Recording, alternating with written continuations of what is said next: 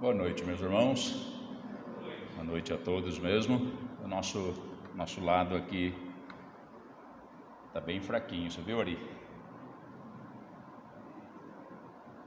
Mas que a gente estivesse realmente sempre preocupado uns com os outros, né? Orando uns pelos outros, pelas necessidades que nos advêm. Irmãos, sem mais, vamos passar a palavra. Convido-vos ao Evangelho de Lucas. Vamos continuando, tirando assim o nosso sustento nas terças deste Evangelho. Evangelho de Lucas, capítulo 12. Nós vamos, se o Senhor nos permitir, do 35 ao 40.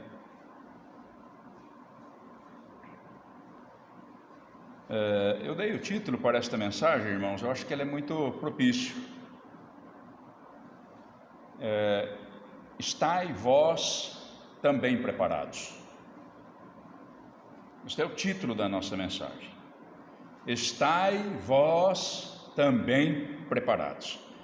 Ele é referente, na verdade, ao versículo 40. Se a gente for olhar, o Senhor Jesus diz assim: portanto, estai vós também preparados. É a conclusão, né, deste nosso estudo. E eu gostaria que fosse mesmo o título para a nossa mensagem desta noite.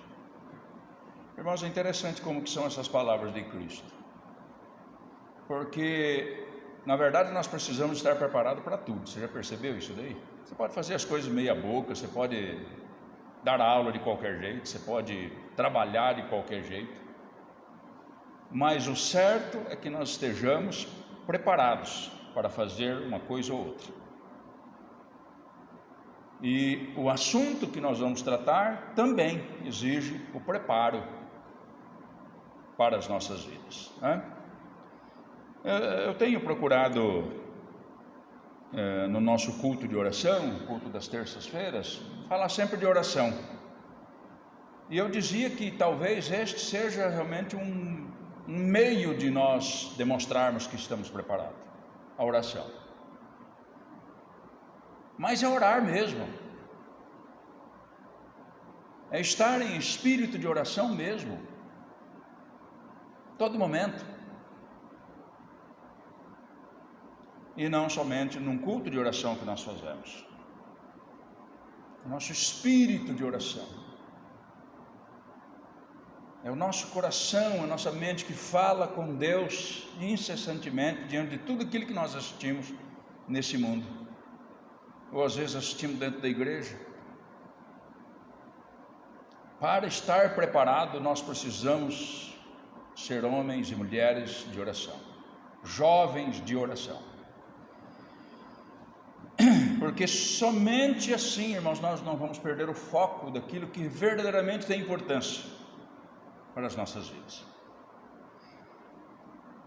Evangelho de Lucas, capítulo 12, verso 35, diz assim: estejam cingidos os vossos lombos e acesas as vossas candeias, e sedes vós semelhantes aos homens que esperam o seu Senhor, quando houver de voltar das bodas, para que, quando vier e bater, logo possam abrir-lhe. Cingidos os vossos lombos. Isso é uma maneira de estar preparado. Estas palavras que nós encontramos aqui do Senhor Jesus Cristo são as mesmas palavras, irmãos, que nós encontramos lá na saída do povo de Israel do Egito. Era uma das observações que Deus fez para o povo: cingidos os vossos lombos, porque naquela oportunidade o Senhor Deus passaria pelo acampamento, o Espírito, né, do Senhor passaria pelo acampamento, e logo depois seria a evasão da terra do Egito. Então eles precisavam estar cingidos os lombos, trocado, pronto. É a mesma palavra que nós encontramos aqui, irmãos, que o Senhor Jesus vem mostrando para a gente aqui. estar prontos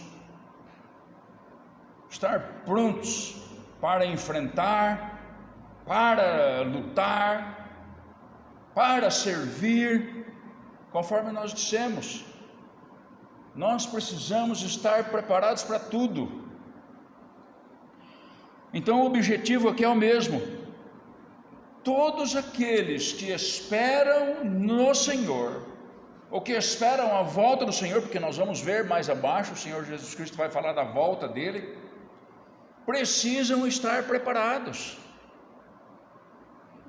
Precisam estar preparados. É como se estivesse aguardando, como naquele dia lá no Egito. Mais precisamente Êxodo capítulo 12, verso 11, onde fala: cinge os vossos lombos. O Senhor Jesus também usa aqui, irmãos, é a segunda observação do versículo 35, acesas as vossas candeias. Vamos imaginar isso numa noite escura. Com a energia elétrica, nós já nem sabemos mais o que é noite escura, porque nós saímos daqui, vamos para nossa casa, tudo claro, a gente nem tem noção do que é isso. Mas acesas as vossas candeias no momento de escuridão, nós então podemos imaginar a utilidade. Eu sou de uma época que nós tínhamos as nossas lamparinas, candeias, né, na Bíblia, mas para nós eram lamparinas. E eu me lembro de um fato que nós estávamos indo da casa do meu pai para a casa do tio Joaquim, e isso depois que escureceu, e com vários primos. Quando eles vinham era uma festa para a gente, e eu me lembro disso até hoje. Eu era criança, menor que o Ari, e eles disseram assim: como que é que vocês conseguem enxergar? Sabe que era uma escuridão terrível, né? Por conta da lamparina, porque a pouca luz da lamparina fazia com que os nossos olhos, parece que, né, conforme os olhos de gato, né, não sei. Mas pensa numa noite escura, irmãos, muito escura, em que nós temos uma lamparina nas mãos. Se a gente acender uma lamparina hoje, olha, vai ser um sofrimento para todo mundo. Mas nós tínhamos uma lamparina. Nós vamos lá para a sala. Então pegava essa lamparina e levava para lá. Que situação. Não falo de pobreza, mas eu falo de tempo que nós vivemos. Talvez alguns tenham passado por isso. Numa escuridão onde se tem uma lamparina, numa escuridão onde nós esperamos o dia amanhecer, por exemplo, né? Aquela escuridão terrível. Talvez você tenha encontrado alguma dessa pelo meio do caminho. Isso tanto fisicamente como espiritualmente. Acesas as vossas candeias. E essa questão de candeias acesas também fala do nosso testemunho, irmãos. Nós podemos enxergar também como testemunho nosso. Vamos lembrar que nós vivemos num mundo de escuro, um mundo de trevas. Apesar de estar todo claro, bonito, se enxerga tudo, mas o que nós descobrimos servindo a Deus é que nós encontramos aí fora um mundo de trevas, onde se tem uma candeia nas mãos. Testemunho. Lembra que eu falei para você que uma lâmpada tão do fogo em amarelo, como dizia a Cássia, né, a prima Cássia, amarelo, tio Mário, mas que luz amarela, lembra, Dinho, dela? Mas aquela luz amarela servia tanto, irmãos. Nós devemos lembrar que para estar preparados nós precisamos ser a luz desse mundo que vive em trevas. Luzinha amarela não tem problema, mas é uma luz onde todos podem se guiar por ela. Numa escuridão onde você acende um palito de fósforo, esse palito de fósforo já é guia para aqueles que estão em cegueira. Então quando Cristo fala de acesas as vossas candeias, é o bom testemunho que nós devemos dar, mesmo nesse mundo escuro. Candeias acesas é o Espírito Santo de Deus que habita em nós e faz com que nós sejamos diferentes deste mundo. Age diferente, fala diferente, pensa diferente, a brincadeira do crente é outra, as piadas que nós contamos são outras, o nosso gracejo é outro.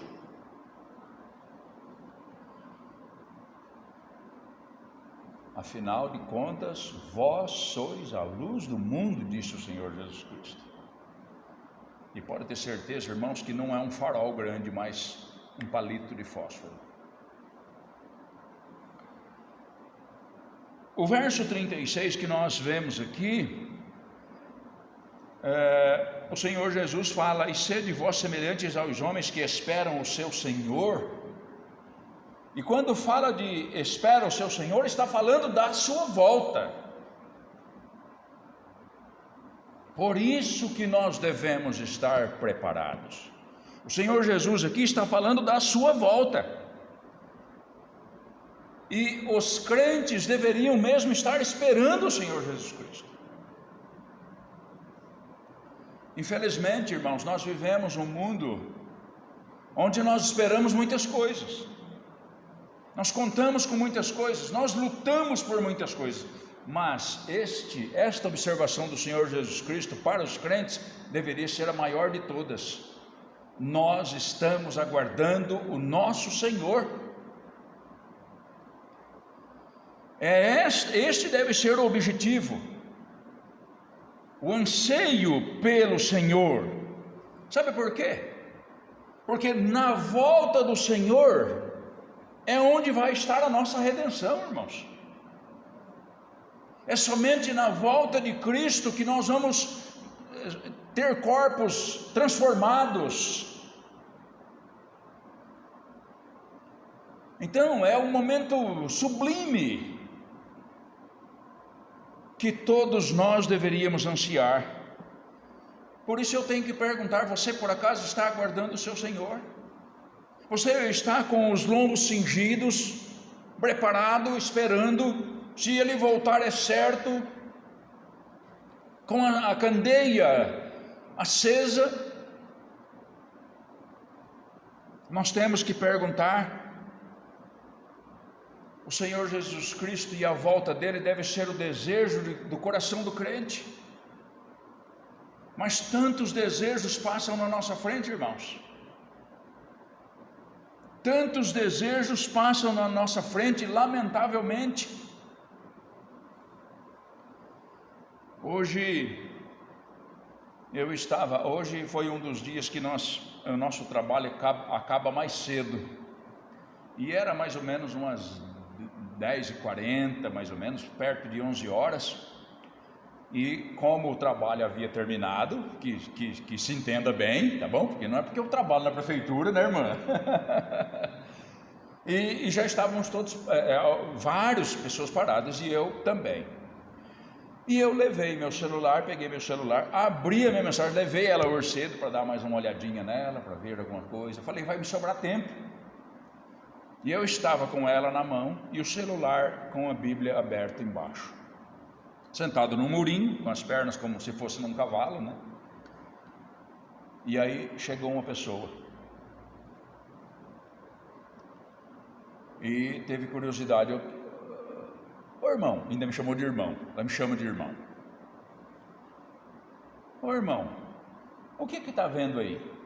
Está estudando? Eu disse: sim, estou. E o que é? É a mensagem desta noite. Eu estou aqui dando uma olhada e dando uma conferida no texto. E eu achei interessante, irmãos, que esta pessoa... E aí comecei dizendo, né, que um pouco do conteúdo da mensagem para ela. E ela tem tido alguns problemas no seu relacionamento. E tenho orado por ela na medida do possível. É uma mulher, e ela disse assim, eu achei interessante essa parte. Ela estava de pé, né? Falou: eu vou pegar uma cadeira para ouvir a palavra de Deus. Isso me chamou a atenção. o quanto a palavra de Deus tem sido saborosa para nós, se nós estamos aguardando o Senhor. O mundo não quer a palavra de Deus, sabe, irmão? Você pode levar ela bonitinha, você pode enfeitar ela, você pode passar um creme em volta, eles não querem. Mas o quanto a palavra de Deus é saborosa para nós. Eu não estou falando de terça-feira que nós insistimos e viemos para cá. Eu não estou falando de sábado e domingo que nós temos um compromisso e nós enchemos. No sábado tinha bastante gente. O irmão que introduziu aqui do domingo disse: rapaz, mas é muita gente no domingo, e no sábado também era muita gente. E o quanto a palavra de Deus é saborosa para nós, o quanto nós procuramos a respeito do nosso Senhor que está para voltar, o quanto nós estamos preocupados com os nossos filhos que às vezes não conhecem a palavra, o quanto eu abro ela dentro de casa e digo: senta aqui ao redor da mesa, vamos ver aqui, olha que assunto bonito. Amados, isso é estar preparado, estar preparando aqueles que estão com a gente, aqueles que de alguma maneira dependem da gente. Isso me fez, essas palavras, eu quis contar esse caso, porque eu vou procurar uma cadeira que eu quero sentar para ouvir um pouquinho. E falei mais, e fomos mais, e perguntei como estava o relacionamento dela. Ela disse que está na mesma luta, mas que Deus, que confiava em Deus. Ela vai numa outra igreja, e mais o menino que trabalha comigo, que também chegou cedo, estava junto, com o celular aqui, aí de vez em quando ele parava, escutava, e continuava de novo, porque eles não têm sabor com a palavra, mas nós devemos ter.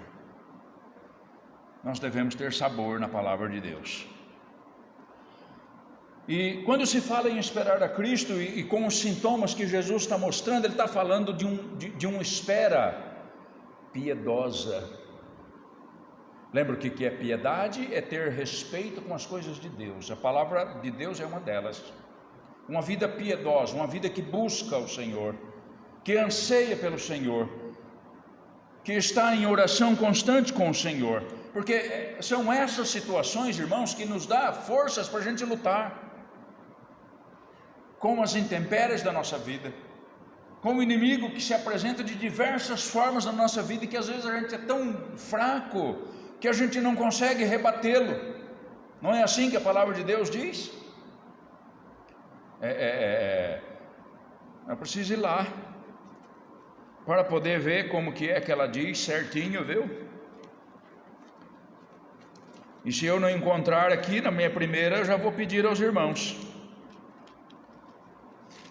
Só um minutinho para ficar mais claro ainda, irmãos.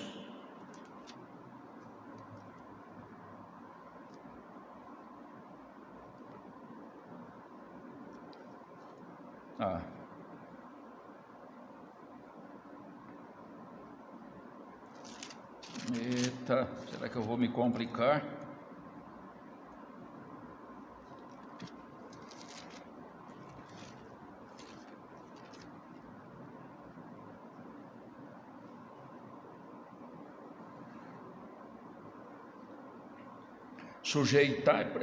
Tiago capítulo 4 verso 7: sujeitai-vos pois a Deus, resiste ao diabo e ele fugirá de vós. Está vendo? É uma maneira do maligno, do nosso inimigo, fugir da gente. A observação do Senhor Jesus Cristo aqui no verso 36 é que logo possam abrir-lhe a porta. Nota-se que essa pessoa está esperando. Normalmente você chega na casa de uma pessoa, nós falamos recentemente, né, de bater, e um amigo que já está dormindo, né? Mas é assim, você chama: ô fulano, tal, na campainha, eu vou ligar para ele, porque nós não estamos esperando, não é? Por isso que a gente às vezes demora para atender, às vezes um barulho, uma coisa, é por isso. Mas o texto diz que logo possam abrir, parece que estão aguardando a chegada do Senhor. Essa é a observação que a gente deve fazer aqui. Então é assim, irmãos, que a gente precisa portar, né? Verso 37 e 38: bem-aventurados aqueles servos, os quais, quando o Senhor vier, achar vigiando.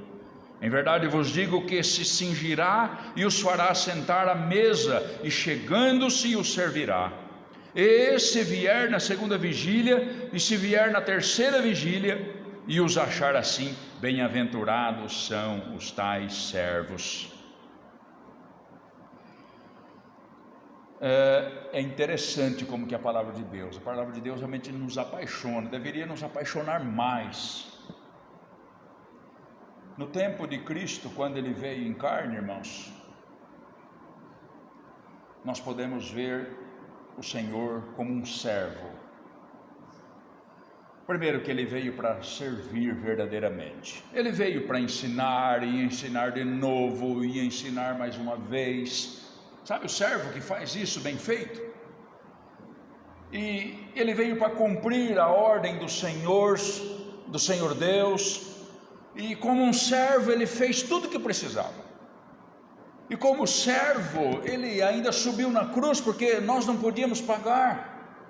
E ele então, como um servo, ele foi fazer o trabalho mais difícil.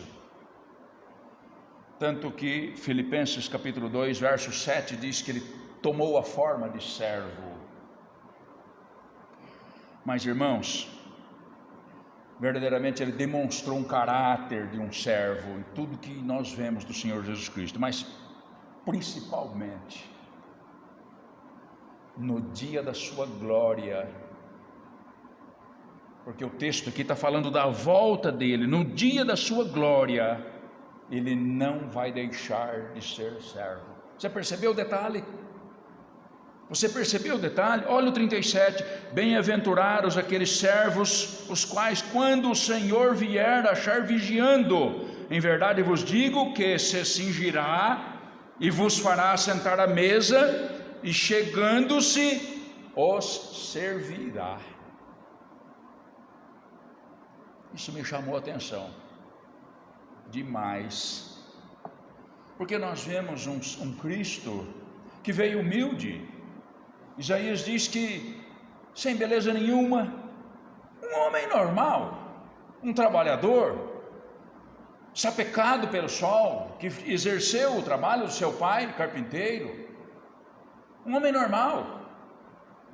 Mas a Bíblia diz que quando ele voltar, ele vai ser o Senhor dos senhores, o Rei dos reis, montado num cavalo, ele vem na frente do seu exército. Então, de uma pessoa assim, a gente espera que ele sente e que todos o sirvam. Mas o texto diz que não. O texto diz que aqueles que estiverem vigiando, ele vai servir, irmãos, a cada um de nós. É por esse motivo que nós precisamos estar preparados para a volta do Senhor Jesus Cristo. Não sei se você percebeu, mas o verso 37 e o verso 38 fala de bem-aventurado. Foram os dois que nós lemos. Começa, bem-aventurados aqueles servos, os quais, quando o Senhor vier achar vigiando, em verdade vos digo que se cingirá e os fará sentar à mesa, e chegando-se os servirá. E se vier na segunda vigília, e se vier na terceira vigília, e os achar assim, bem-aventurados são os tais servos. Duas vezes, irmãos, mas eu vou dizer uma coisa para você: somente neste momento é que nós vamos entender o bem-aventurado que ele fala aqui. Muitos irmãos nossos já morreram servindo a Deus, porque viam isso de mais perto, conseguiam enxergar de mais perto, mas nós não. Nós somos de um tempo que o mundo está muito amável. Nós amamos o mundo e o que há no mundo. Nós gostamos de tudo que está ao nosso redor. Mas nós nos esquecemos desse dia fabuloso aqui. Bem-aventurado é uma felicidade que não se pode medir. Uma alegria indivisível. Então, meus amados, não importa se ele vem cedo ou se ele vem mais tarde. Eu fiquei fazendo as contas sobre isso, se ele vem na segunda vigília ou na terceira vigília, e eu imagino que já está na terceira vigília. Ora, já são praticamente 2000 anos. Se o calendário começou com o nascimento de Cristo, e ele viveu 30 anos, nós estamos em 2020, já vai dando 2000 anos.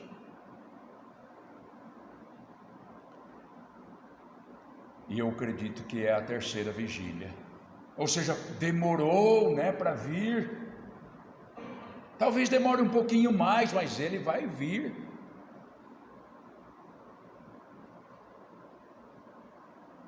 Ele vai vir.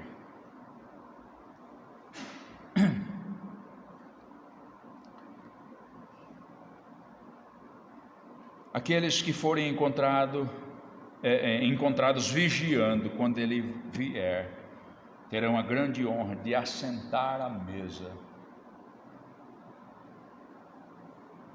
e ele mesmo os servirá.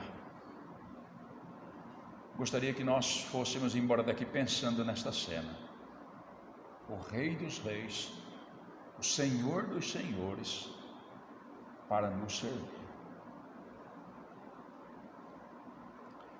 Por isso a necessidade de estar preparado,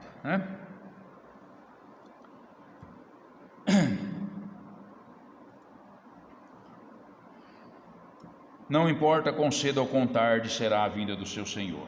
Então a gente deve encontrar aqui, irmãos, um zelo. Nós não sabemos a hora que ele vem. Precisa ter zelo.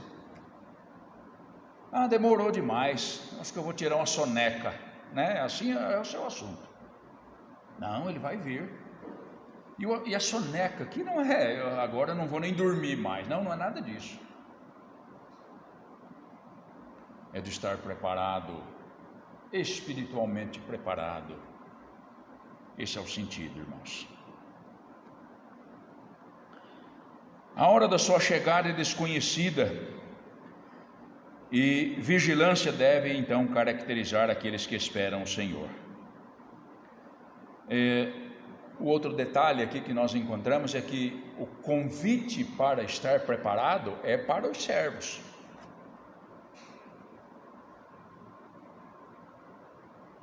Agora eu pergunto, quem é servo? Quem pode ser servo?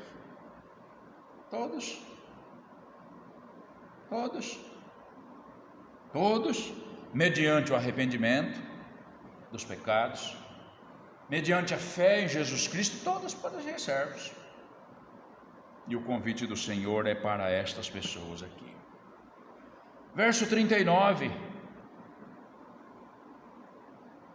Sabei, porém, isto, que se o pai de família soubesse a que hora havia de vir o ladrão, vigiaria e não deixaria minar a sua casa.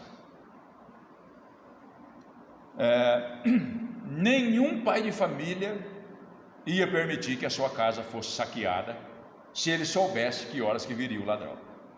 Ladrão o ladrão ele é cruel, Ele espera a luz apagar, ele espera o barulho terminar, não é assim? Ele espera você fazer uma viagem, enfim, nós sabemos como que funciona o ladrão. E o Senhor Jesus está falando isso. Olha, se o pai de família soubesse a que hora viria o ladrão, ele não ia deixar, ele ia vigiar, e não ia deixar minar a sua casa. A lição principal aqui, meus irmãos, é que o ladrão vem numa hora inesperada.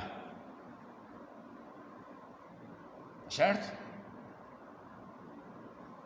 O ladrão não vem de dia, com a luz acesa, com o cachorro bravo. Ele vem numa hora inesperada. Então, se nós fizermos a conta de 2000 anos, eu penso que a igreja está começando a cochilar. Não ofenda que eu falo isso, viu, irmãos? Não se ofenda, não. Olhe para a sua vida, olhe para nós, que você vai perceber que nós estamos começando a cochilar. Quase 2000 anos esperando, não é hora mais de dormir. Não é hora mais de dizer, não vem, essa promessa aí eu acho que já foi. Não é hora mais de dormir, não é hora de se enfraquecer,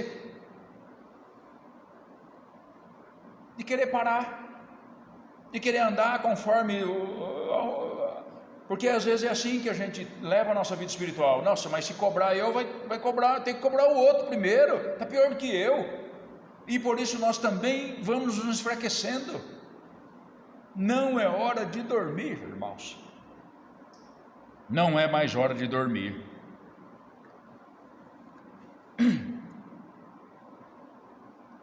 Terceira vigília, para quem trabalha à noite aí, a grande maioria já fez, ou talvez ainda tenha que fazer, a hora que dá 4, 5 horas da manhã, né? Puxa vida, os olhos pesam, mesmo que você dormir bem de dia, tem uma certa hora que é o nosso tempo, eu creio nisso, eu creio nisto, é o tempo que nós estamos vivendo, a terceira vigília. Mas nós precisamos lembrar, o apóstolo Paulo escreveu numa das cartas aos irmãos em Tessalônica, 1 Tessalonicenses 5,4, dizendo assim, irmãos, olha, mas vós, irmãos, já não estáis em trevas, ó, tudo que nós falamos de candeia acesa, Cristo nos iluminou, mas vós, irmãos, já não estáis em trevas, para que aquele dia, o dia do Senhor, vos surpreenda como um ladrão. Olha, ligando os fatos.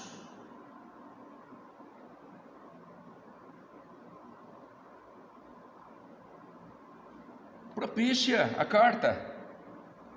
Isso liga com acesas as vossas candeias, quer dizer, não estão mais em trevas. Candeias aqui, que significa muito mais do que uma lamparina, né?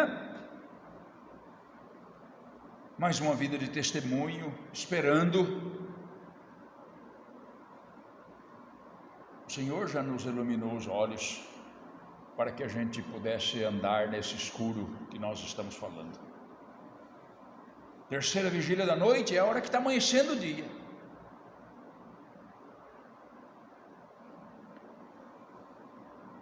Este aviso do Senhor Jesus Cristo aqui, ele é fundamental, irmãos,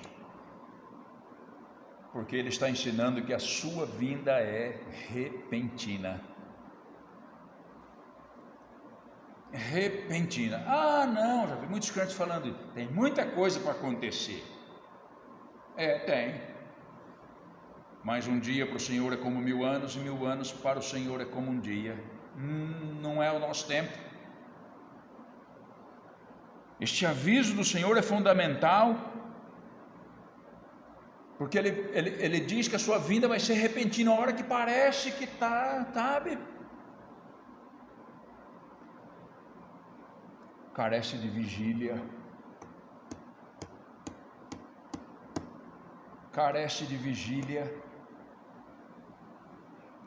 carece de estar preparados. Nós podemos tirar uma lição aqui de minar a sua casa, né? Isso que falou do ladrão que vem e mina a sua casa. Eu procurei na minha cabeça o tempo inteiro. Esses dias, recentemente, eu ouvi de uma pessoa que foi fazer uma viagem, não sei se em sul, não sei, mas quando ele voltou, tinham levado as coisas dele. Eu tentei lembrar quem que foi, quem que falou, que nada, minha cabeça não ajuda nessa parte. Mas talvez você tenha escutado sobre isso. Mas é triste, não é? Você comprar suas coisas, tudo bonitinho, guardadinho. Minar a casa é levar a tua televisão, teu som, teu aparelho de celular, tudo que você tinha, ele levar embora como se fosse dele.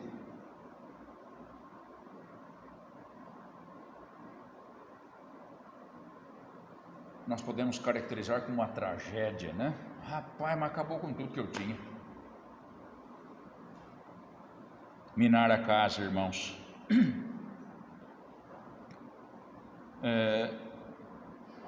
Nós estamos falando de vidas que podem ser destruídas na volta do Senhor, porque não estão esperando. Isso nos faz lembrar da casa que foi edificada na areia, né? Que ela cai. Aí é ruir a casa e não necessariamente minar a casa, mas só para a gente lembrar. Não é bom a gente estar despreparado, estar dormindo, estar cochilando, estar envolvido com tantas coisas e nós deixarmos aquilo que é principal para as nossas vidas.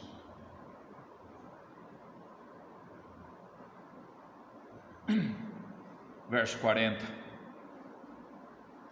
Portanto, estai vós também preparados, porque virá o Filho do Homem a hora que não imaginais. Olha, tudo concluindo dentro daquilo que ele já falou para a gente.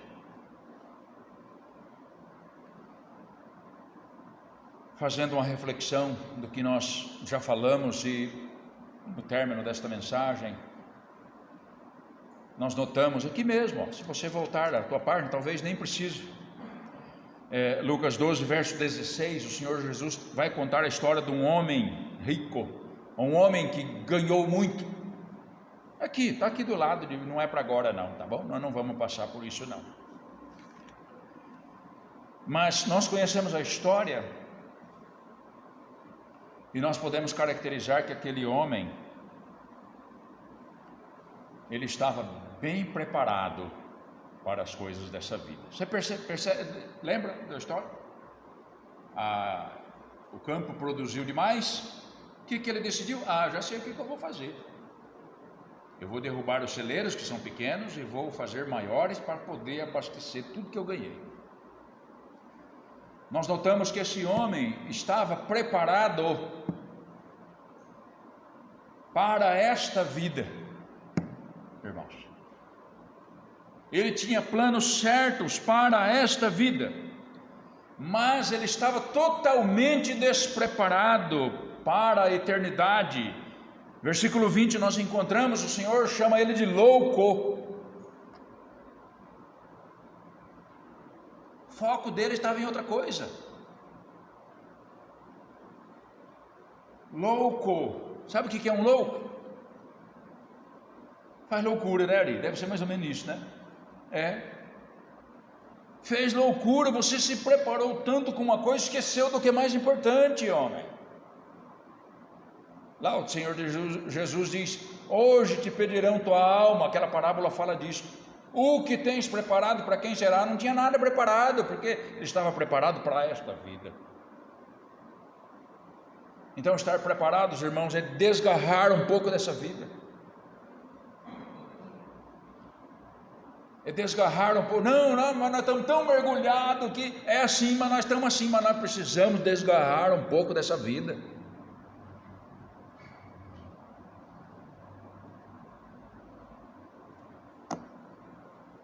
Louco, este é o estado daquele que não está preparado, aquele que está deixando de estar preparado. Estai vós também preparados, preparados para a volta do Senhor, que não tarda. Ele pode não voltar daqui 5 anos, mas o Senhor pode nos recolher daqui a 5 anos. E acabou a chance da gente estar preparado. Bem-aventurados, mais uma vez, que o texto disse, é uma felicidade inigualável. Eu digo para você sem conhecer, vai valer muito a pena, irmãos.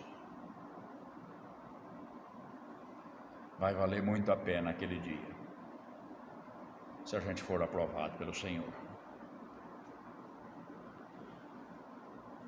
Na volta do Senhor Jesus Cristo, para muitos, a noite acabou. Não vai ter mais necessidade de vigiar. Para outros não. A noite não acabou. Não vai ter mais como vigiar, mas a noite não acabou. Mas para muitos de nós, irmãos, a noite já é o fim dela, já é o dia claro, bonito, gostoso, que somente o Senhor vai poder mostrar para a gente da maneira que a gente realmente entenda.